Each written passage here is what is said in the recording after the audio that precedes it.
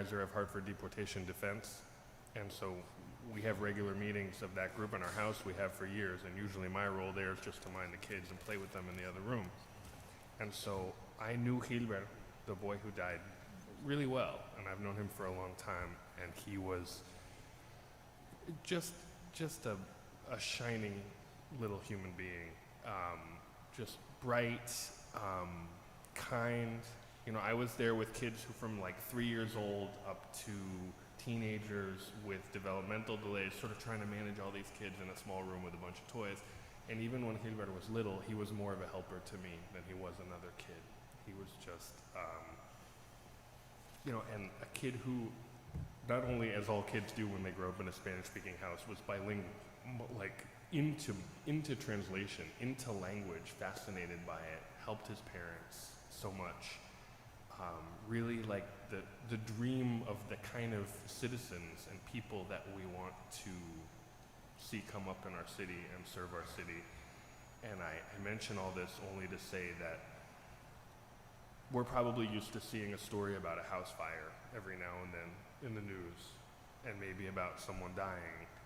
And I think it's easy to let it go by, right, if you don't know that person. But every time it happens, that person was that shining, magical person to somebody. And I hope we'll remember that these tragedies are not just one more tragedy. They are deep blows to the community. And I would just add just a little something in Spanish, because I know the whole family, if they see this, they're not going to understand what I said up to now. Y esto es que lo hemos querido mucho a Gilbert y a José, que Gilbert en especial, que lo conocía mucho, era un alma brillante, impresionante, prometedora. Y hay mucho en esta ciudad que no descansaremos hasta hallar qué ha pasado y tener responsables a los responsables con respecto a esa casa. Y reconocemos que es por situaciones como esta que la gente pobre, especialmente la gente indocumentada, sufre estas tragedias, y si queremos cambiar eso. Thank you, Councilman.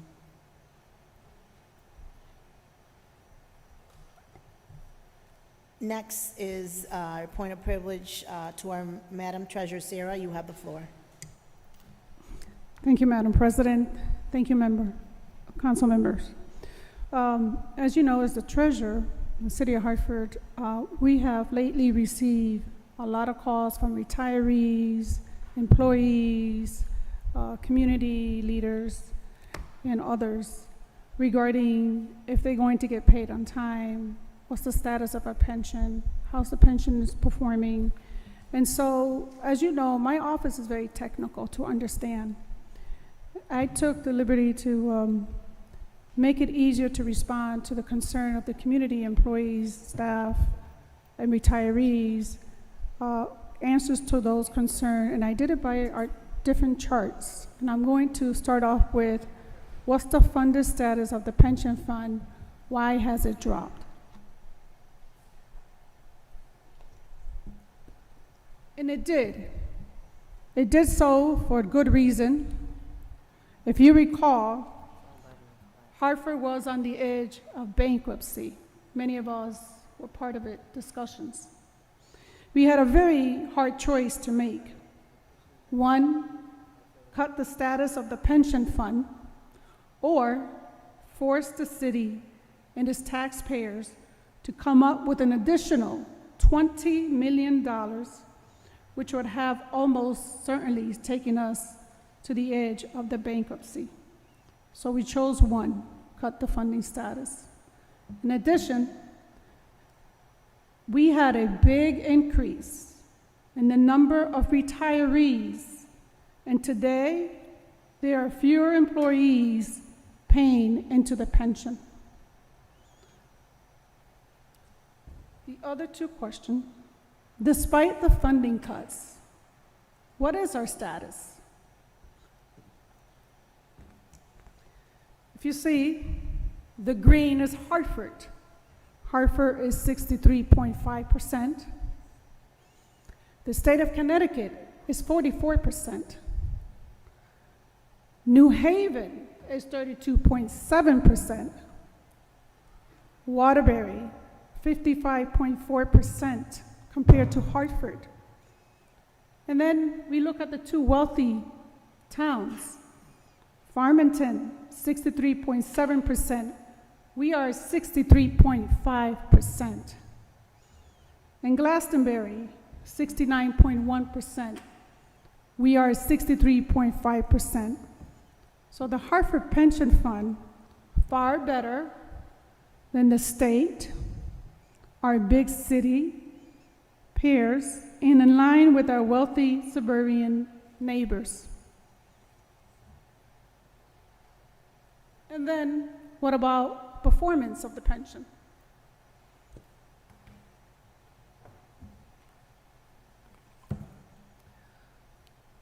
The blue is the benchmark. It's what we measure our pension returns. If you look 10 years ago, last 10 years, Hartford was 6.5%. We beat the benchmark 5.7. The last 7 years, Hartford was 7.3%. We beat benchmark 6.5%. The last 5 years, Hartford was 6%. The benchmark was 5.3. Again, we beat the benchmark. Last year, Hartford was negative 3.7. The benchmark was negative 3.3. This was due to the impact of COVID-19 and the resulting of the market decline of 2022. We all lost money and it was chaos. But the good news is, the last quarter, 2023, Hartford came back 4.4%, same as the benchmark, 4.4%. So we are doing great. Hartford Pension Fund performance has consistently outperformed the benchmark for 10 plus years. My top priority as the treasurer is to make sure that we meet 100% the obligation of paying 3,500 retirees. Retirees, you are safe. Every month we pay $10 million. We have been doing this, or I have been doing this, since I started with the treasurer 12 years ago as deputy. Today as your treasurer for the last 10 months, with my team, consultant, and commissioner, we continue to not miss one payment, nor we plan to miss at all. So I just want to say, employees, retirees, community, we have a very healthy pension. We're meeting our obligation. We'll continue to do so.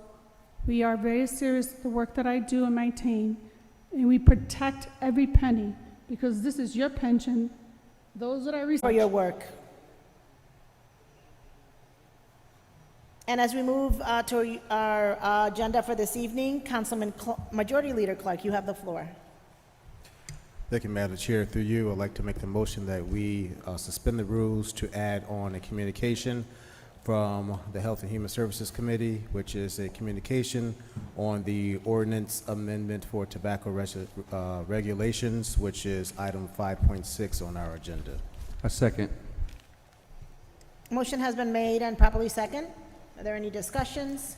I just Majority also Leader. want to note that this, if I was not clear, the councilman who is the chair discharged this item so that we can vote on this tonight. Thank you for the clarification, Majority Leader. There being none, Mr. Clerk, could you please call the roll? Councilman Clark. Yes. Councilman Gale. Yes. Councilwoman Hercules. Yes. Councilman Hernandez. Yes. Councilman LeBron. Yes. Councilman Mitchell. Yes. Councilman Rosado. Yes. Councilman Rossetti. Councilwoman Surgeon. Yes. Motion passed. Thank you, Mr. Clerk. Mr. Majority Leader, you have the floor. Thank you, Madam President. Through you, I'd like to make the motion that we approve the minutes of the June 12th, 2023 meeting. Second. Motion has been made and properly second. Are there any discussions on the minutes? There being none, Mr. Clerk, could you please call the roll? Councilman Clark. Yes. Councilman Gale. Yes. Councilwoman Hercules. Yes. Councilman Hernandez. Yes. Councilman LeBron. Yes. Councilman Mitchell. Yes. Councilman Rosado. Yes. Councilman Rossetti. Councilwoman Surgeon. yes, Motion passed. Thank you, Mr. Clerk. Mr. Majority Leader, you have the floor. Thank you, Madam President. Through you, I'd like to make the motion that we place the following items on our consent calendar. Item 3.2, Mayor Bronin with a company resolution authorizing the city to accept a $5,500,000 Communities College Challenge Grant from the Connecticut Department of Economic and Community Development, DECD, for the 17-35 Bartholomew Avenue project. Item 3.5, Mayor Bronin with a company resolution authorizing the mayor to accept funding from the Connecticut Department of Transportation, CTDOT, municipal grant program in the amount of $68,418 for operation of the city's Dollar Ride program funding during fiscal year 2024.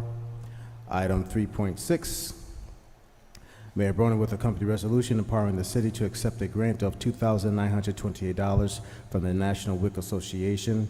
The NWA is the nonprofit voice of WIC, the Special Supplemental Nutrition Program for Women, Infants, and Children. Item 3.7, Mayor Bronin with a company resolution authorized the city to accept grants from the CARE partners in the AARP to support the implementation of the city's second annual Domingo. Item 3.9, Mayor Bronin with a company resolution authorizing the city to accept a grant of $3,000 from the Connecticut Urban Forest Council.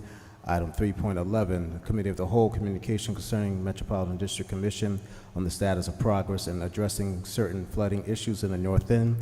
Item 4.1, Committee of the Whole with a company resolution, appointment of Dr. Ebony Jackson Shahid as the Director of the Health and Human Services Department. Item 4.6,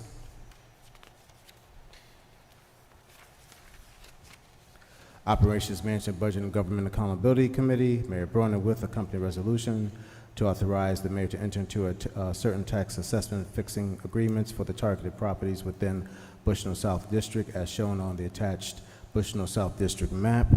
Item 5.2, Mayor Bronin with a company ordinance making general fund appropriations to reflect project costs relative to public improvements in the Maria C. Sanchez Elementary School. Item 5.3, Mayor Bronin with a company ordinance making general fund appropriations to reflect project costs relative to public improvements in the Sand Elementary School. Item 5.4, Mayor Bronin with a company ordinance making general fund appropriations to reflect project costs relative to public improvements in the Montessori, Magnet, and at Bellchelder School. Item 5.5, Mayor Bronin with a company ordinance amending Section 32-18 of the Municipal Code, which is the elderly tax relief. Item 5.7, Mayor Bronin with resolution authorizing budget increases for the school building projects currently underway at the Buckley High School campus. Item 5.8, Mayor Bronin with accompanying resolution authorizing the Hartford Board of Education to apply for school construction grants from the state of Connecticut at the current authorized reimbursement rate of 95% for all construction projects school construction projects before June 30th, 2024. Item 5.9, Mayor Bronin with a company resolution authorizing the purchase of the property of the La Iglesia de Dios Church located at 1313 Main Street. Item 5.10, Mayor Bronin with a company resolution authorizing the submission to the Connecticut Department of Revenue Service, DRS, on the list of community programs eligible for the 2023 Connecticut Neighborhood Assistance Act NAA Tax Credit Program.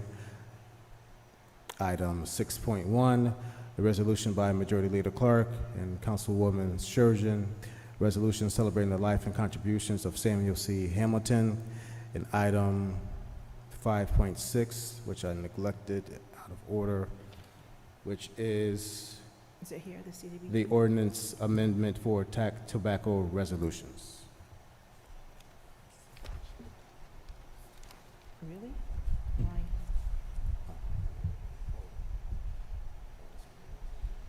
Huh? Yeah. Mhm. And thank you Six. for the correction. Oh, not yet.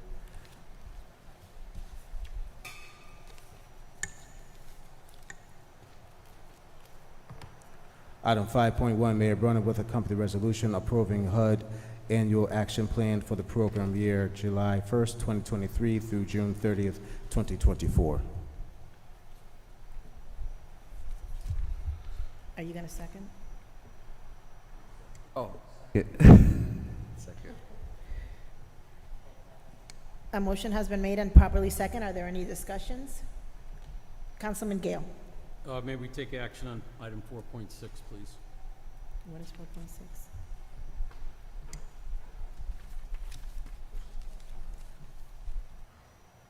Are there any other discussions? Yes, I'd like to add item 6.2 to the consent calendar with a friendly amendment, changing the last item of the resolve clause from the Hartford Police Department to the Hartford Parking Authority. Yeah. That is actually out of order.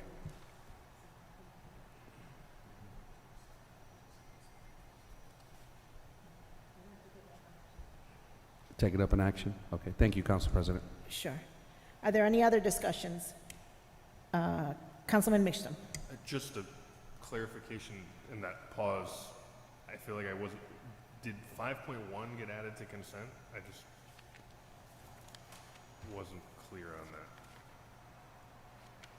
And that's the new version of 5.1 that's in today's agenda, not the one that we got before. That is correct. Okay. Well, actually, you know what? I do have another comment about that if I could. Right, this is the time for comments. Just, I'm not gonna say we need to move to action, but something that has occurred to me in this CDBG process, and it's occurred to me before, but I was thinking about it especially today, is that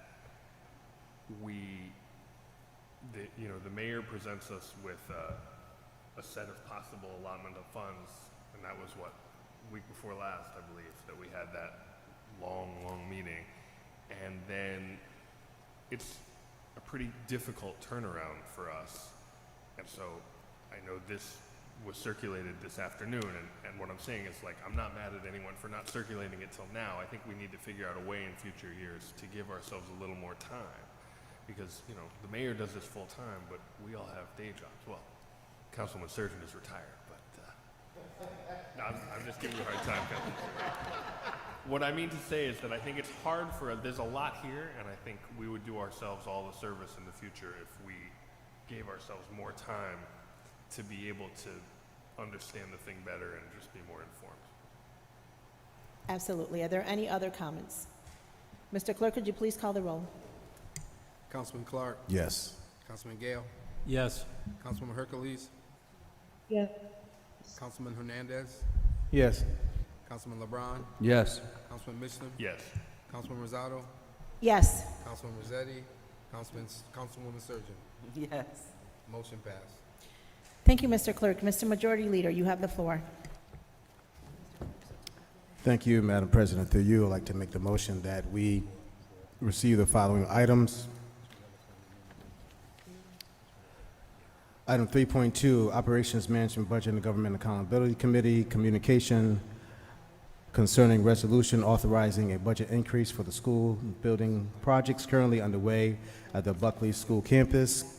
Item 3.13, Operations Management Budget and Government Accountability Committee, communication to discharge ordinance making general fund appropriations to reflect project costs relative to public improvements in the Montessori Magnet at Batchelder School. Item 3.14, Operations Management Budget and Government Accountability Committee, communication the ordinance making general fund appropriations to reflect project costs relative to public improvements in the Maria C. Sanchez Elementary School.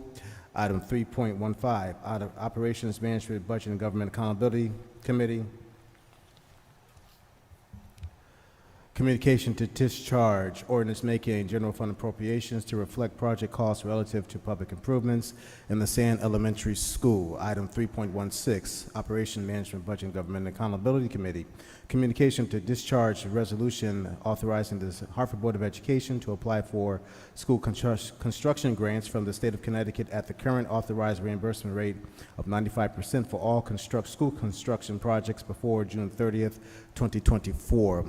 Item 3.17, 7, Operation Management, Budget, and Government Accountability Committee, communication to discharge ordinance amending Section 32-18 of the Municipal Code.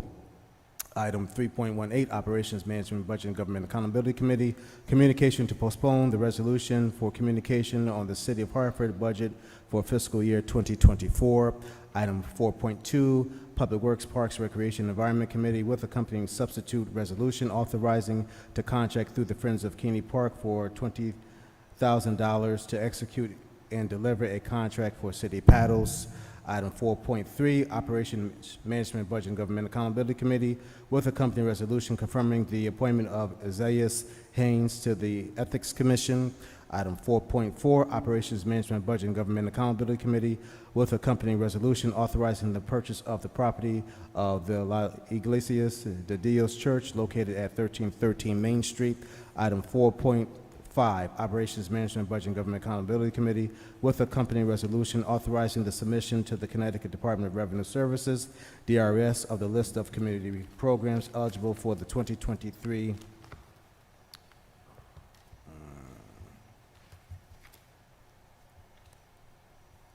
where is Jesus 4.6.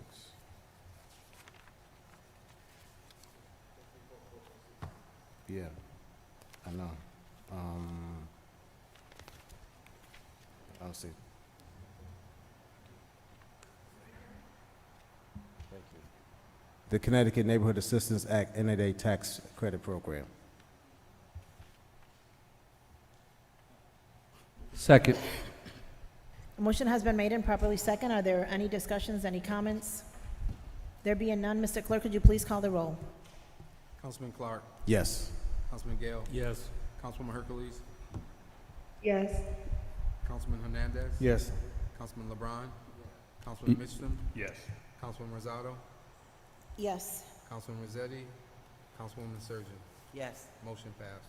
Thank you, Mr. Clerk. Mr. Majority Leader, you have the floor. Thank you, Madam President. Through you, I'd like to make the motion that we refer the following items to the mentioned committees.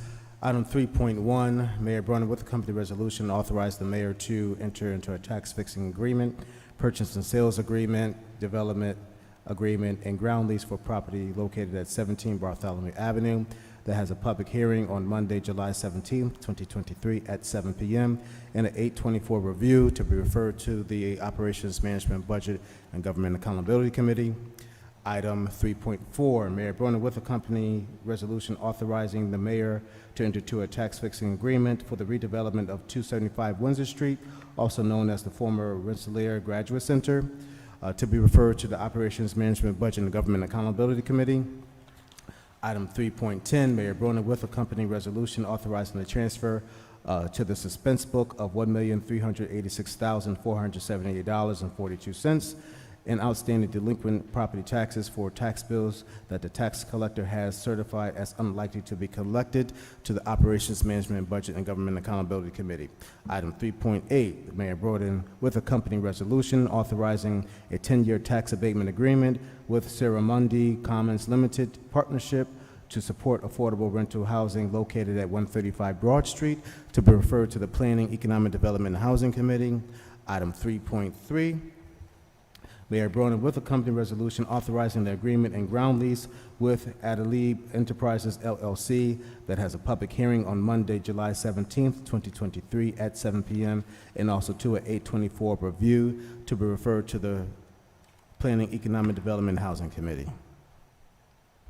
Second. Motion has been made and properly second. Are there any comments, any discussions? Councilman LeBron.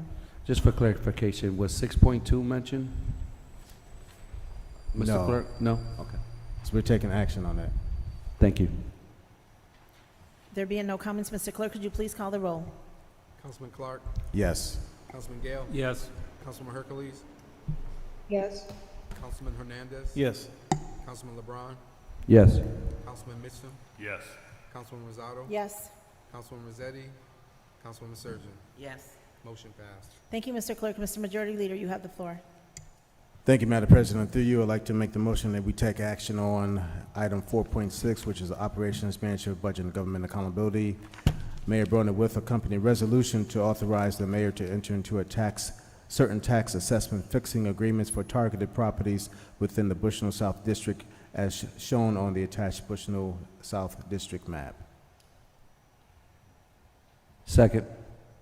Motion has been made and properly second. Are there any comments, discussions? Councilman Gale. Yeah, thank you, Madam President. So, as we know, development in Hartford has been extremely difficult for the last 10 to 15 years. The mill rate climbed up to 72.4, almost 7, or actually I think it was 74.2 mills about 15 years ago and stayed there until about 2 years ago when it dropped slightly from 74 to 68. With that high of a mill rate, the city of Hartford has had not only great difficulty, but been unable to attract anyone to build anything substantial without receiving a tax-fixing agreement from the city. And so we have routinely, and this council has had these matters come before us routinely, where in order to encourage a developer to build in Hartford, we're providing them with a tax-fixing agreement. Now, in return, we're always asking the developers for something. We're generally, when housing is involved, we're generally requiring a 20% affordable housing component, which in part we're helping to fund by providing these tax-fixing agreements. And there's always a community benefits component of these tax-fixing agreements where we're requiring that a certain percentage of the labor that's provided, a certain percentage of the money that's paid for the development go to minority contractors, go to Hartford residents. This project, this South Bushnell project, has those components. It has the affordable housing component in it. It has the community benefits agreement in it. But what it does not have in it is protection for the city of Hartford should the developer, during the course of a 15-year term of this tax-fixing agreement, refinance the agreement and pull money out. So what am I talking about? I'm talking about a situation where a developer is into a project for 5 years now. The economics of the city have turned around. The developer sees an opportunity to go to Wall Street and pull millions and millions of dollars out of the project by refinancing, putting cash into their pocket. That's a refinance where you do what's called an equity recapture. I'm sure members of the public may have been in that situation where their house is appreciated, they've gone to the bank, they've refinanced, and the bank has said, oh, if you want, you can get an extra $30,000. Well, now you've got an extra amount of money in your pocket. In the past, on these tax-fixing agreements, we here at City Council have required of developers that if they're going to refinance, then the city of Hartford needs to be a partner in that refinance and needs to be paid back some portion of the taxes that were abated. In this particular deal, as is similar with most of these deals, the developers are paying a percentage of their gross rents. If you look around the city of Hartford and you ask anybody who's paying full taxes what percentage of their gross rents they're paying in taxes, you're going to find that 30% is not uncommon. In this particular deal, these developers are going to be paying 6%, and it's eventually going to go up to 9%. So it's a fairly substantial deal. So in consideration of that, I think it's only reasonable that this developer be tagged with the same requirements as other developers. And I went back and I pulled out the language from the Westbrook Village project. I think the developer there is Cloud and Company, fairly well known here in the city of Hartford. It's a major development project, and in that development project, they have agreed to the following language, which I hereby make as an amendment to this tax-fixing agreement. And so my amendment is that on any future sale or refinance during the term of the tax assist agreement, payment shall be made to the city of 10% of the net sales proceeds or equity recapture not to exceed the total amount of abated taxes. Second. Are there any other discussions? Councilman Majority Leader Clark, followed by Councilman LeBron. Thank you, Madam Chair. Madam President, rather. Under normal circumstances, I think that I would be supportive of my colleague, Councilman Gale, because we have actually, goes back how many years now, John? 4 years? 7.5. 7.5 years. 7.5 for you and I. That we've fought for the city to make sure that we are actually not being neglected on any type of equity recapture. But from what Development Services has indicated in the OMBGA meeting, that this is a different type of tax fixing agreement where it's based on performance versus making sure that everything is developed. So I'm just going to read something that was provided to me from Development Services. That this tax fixing agreement program is designed to require performance. The developer must obtain all financing permits, approvals, and construction and proposed development. In order to get the tax benefit, and the agreements are not, in order to get the tax benefit, the agreements are not transferable without approval. And that's what the clawback clause is, the councilman is referring to. The clawback clause currently for these properties generate very little tax revenue, and the incentive is to provide a tax benefit in exchange for a large private investment in the property. And this is the instance here. And the developer is not buying the city property, it's being granted money through buying of the tax liens, where they were, if they were to flip these properties, they would be making a profit off of the city, and that's where the clawback clause would make sense. So tax benefits actually help a developer cover their debt service and provide relief to the lenders that the developer is sustainable. And if the developer cannot get the financing, then the investment doesn't happen and the property continues to underperform. And this is something that the developers, because there are multiple developers on these mainly state-owned properties, went to the city and CRDA to ask what is it that the city/CRDA can help them with the further development of this property. Councilman LeBron? Yes, thank you, and through you, Madam President. So, Councilman Gale, thank you for the finance lesson. I appreciate it. I guess I have a question. Business folks do business all the time. Can you specifically tell me as to why, if they refinanced or whatever business move they decide to do during the development stages, does that negatively affect the city? I'm trying to pull that out of what you stated. Madam President, yes, thank you very much for the question, Councilman LeBron. It is not uncommon in the world of real estate for real estate to appreciate in value over time. So we're talking about a 15-year time frame here. I don't think anybody's talking about refinancing occurring during the development stage. But once the project is fully developed, now we're in year 6, year 10. The economics of Hartford, we all hope, have turned around dramatically, and people are, pounding at the door to get into Hartford at that point in time. And this property downtown has appreciated dramatically in value. Under those circumstances, it is not uncommon at all for owners of property to see, just take an example. They had a piece of property that they invested $10 million in. They got a mortgage for $8 million. 8 years down the road, that $10 million property is now worth $20 million. The mortgage is still 8. In fact, they've paid it down, so it's probably 6.5. They can go out and get a $15 million mortgage, and they can put in their pocket $7 million. I'm not saying that's a good business move if you're the developer. But we, the city, are a partner.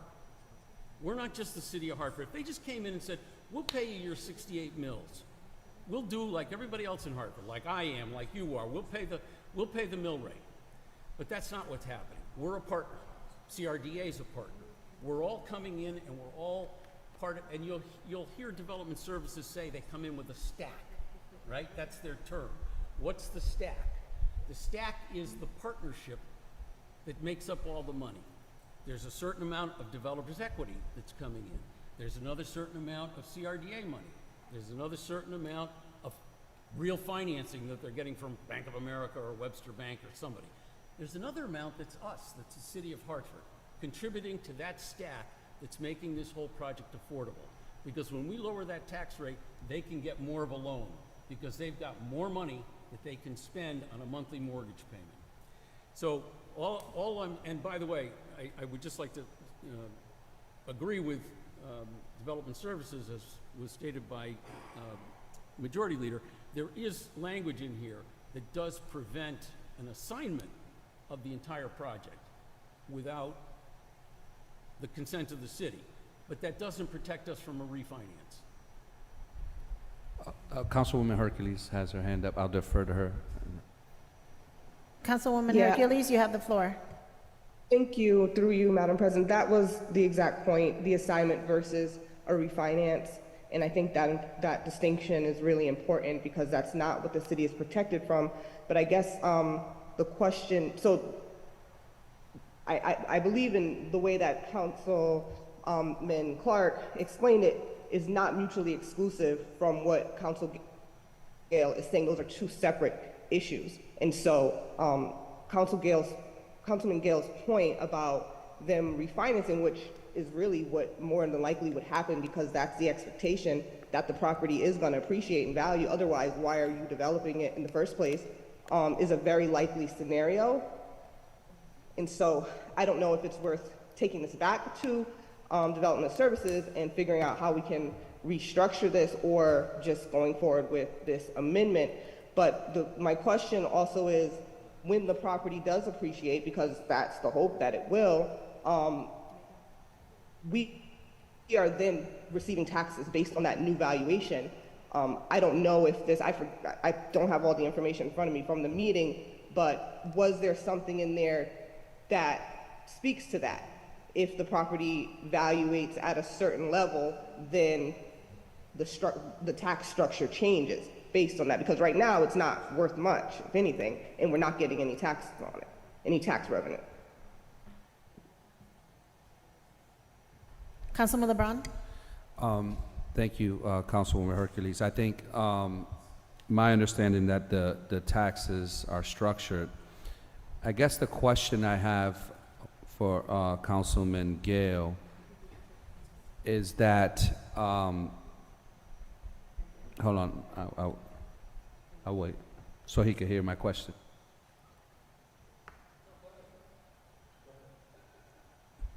All right. So, yeah, okay, I'm a horrible multitasker. So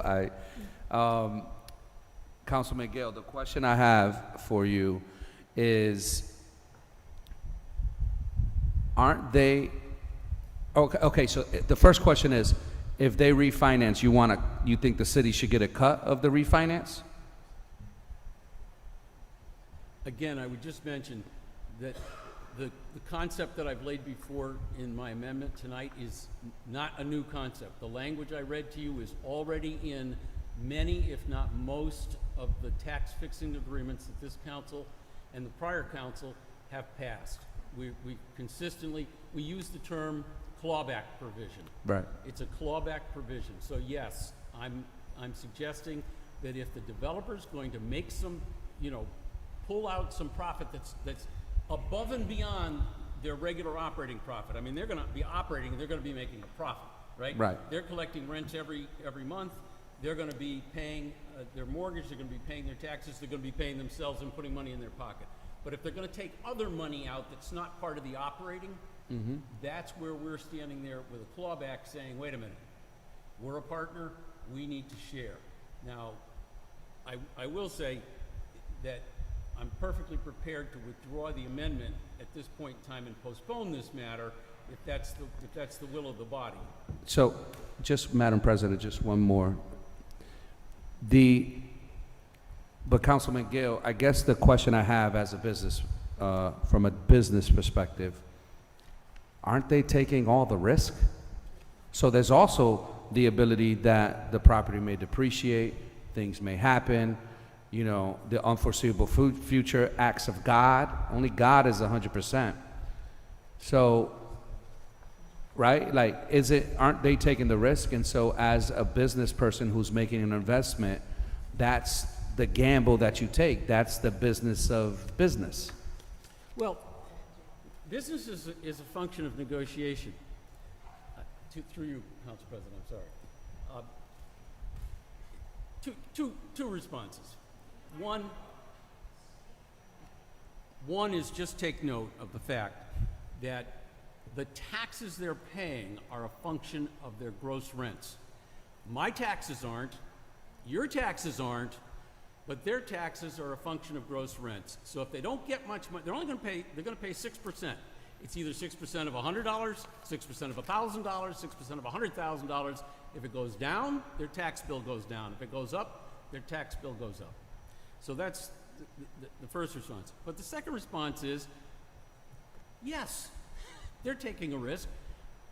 We are too. It's a negotiation. We've got a little leverage. We've got something to give them. I think it's fair that we ask for something in return. I don't think they're going to go away because we're asking for this. I don't think past developers haven't gone away.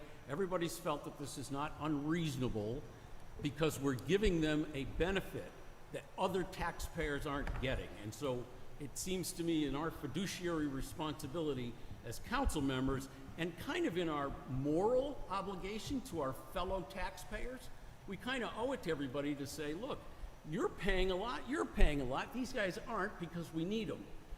But they agree that if they're not going to make a heck of a lot of money on us Got it. at some point.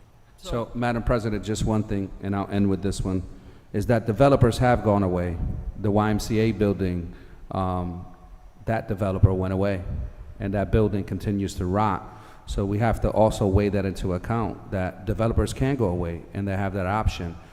Best example was the YMCA and what it meant to our community, and those facilities with the promises of a future that is no longer coming to fruition.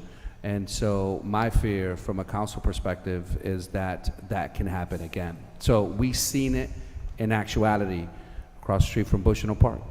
Thank you, Madam President. Thank you.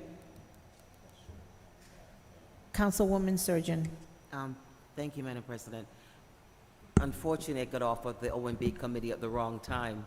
I never attended the OMB committee meeting, but through you, Madam President, to Councilman Gale, were all these issues, we normally debate all these clawback and all these issues at OMB committee or PD&H committee. Were all these issues put on the table at the committee meeting? You'll have to test someone else's memory because I don't remember having a conversation about the clawback at the committee, and frankly, I'm not remembering if I was at this meeting. I may not have been at this meeting. So, but this item passed successfully at a committee? That, I'm not sure who was there and who wasn't,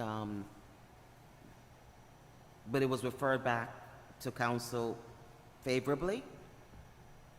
And so I guess to my question is, the question still is, normally on the term sheet, we normally have all this information, placed on the term sheet. And so my question, I'm trying to figure out why wasn't all these questions asked, where the administration could have answered all our questions. Because for me right now, not being a member of the committee anymore and listening to this, it really would be beneficial if the committee, the DDS at the committee meeting was able to answer those questions.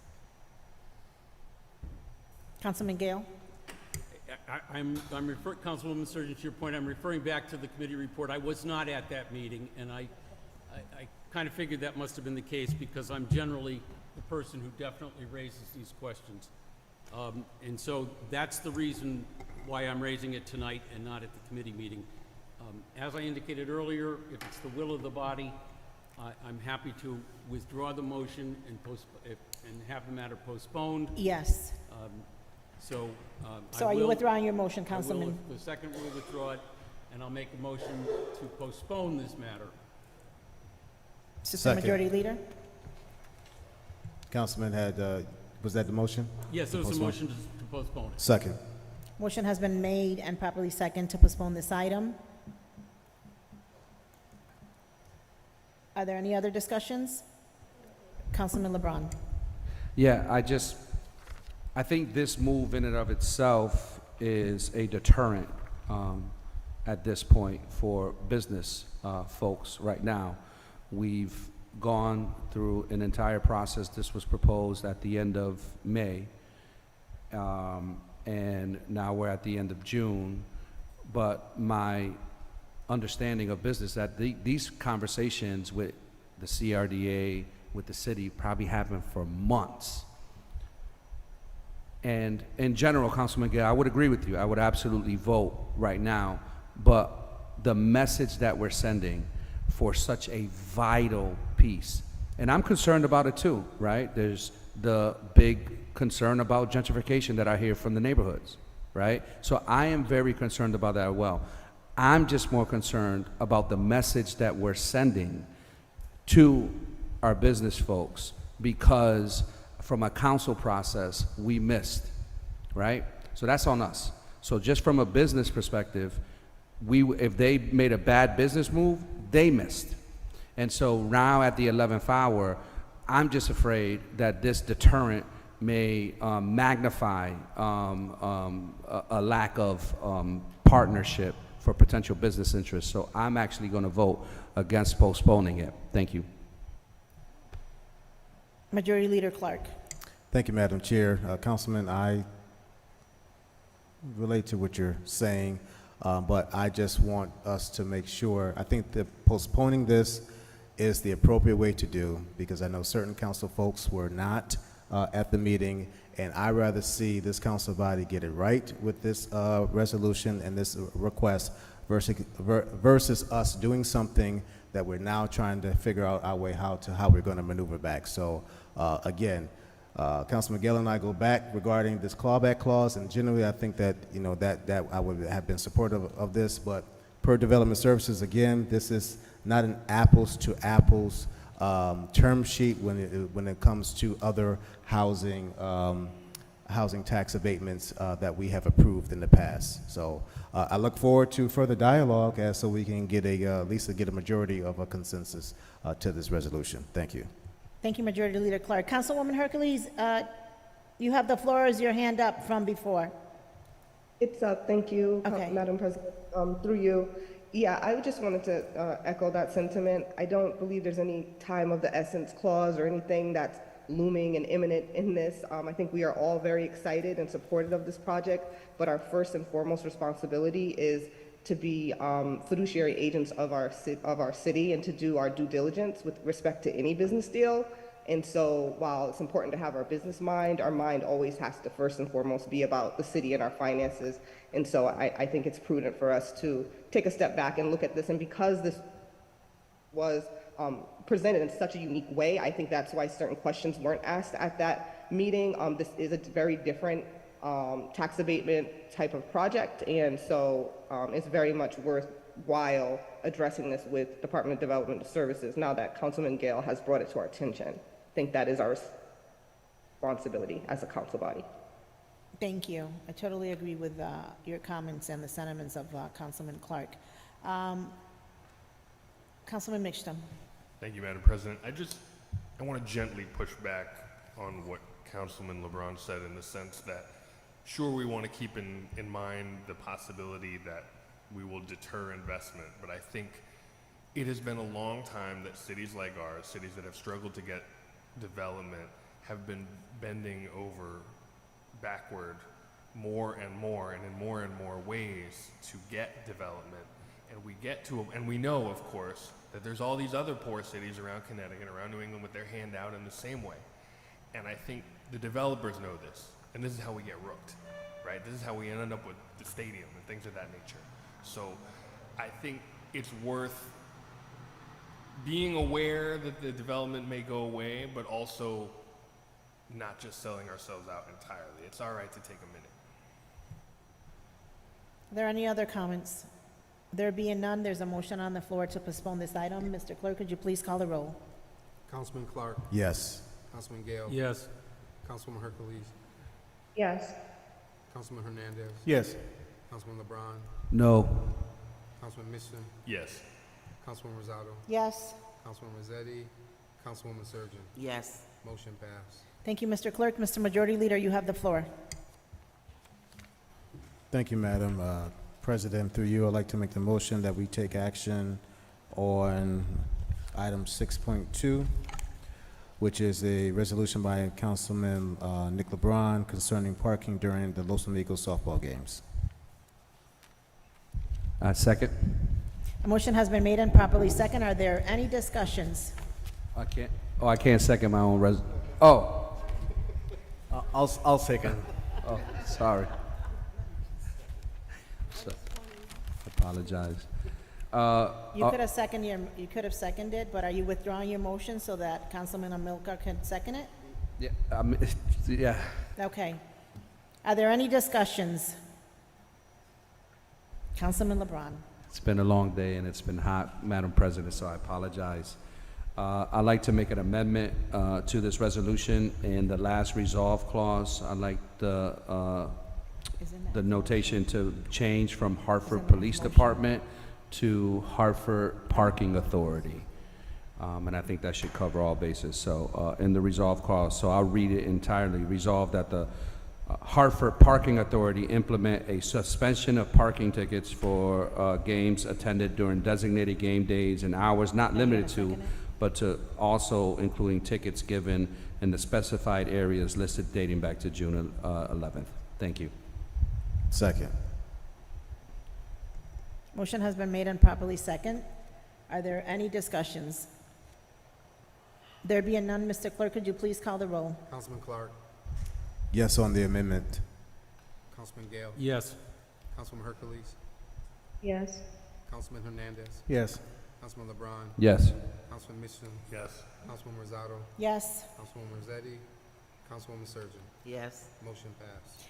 Thank you, Mr. Clerk. And now we can go back and take a vote on the resolution as amended. Mr. Clerk, could you please call the roll? Councilman Clark, Yes. Councilman Gale, Yes. Councilwoman Hercules, Yes. Councilman Hernandez, Yes. Councilman LeBron, Yes. Councilman Mitchell, Yes. Councilwoman Rosado, Yes. Councilwoman Rossetti, Councilwoman Surgeon. Yes. Motion passed. Thank you, Mr. Clerk. And thank you to my council colleagues and everyone who joined us through the hybrid mode. Everyone be safe and have a good evening. Thank you. This meeting is adjourned.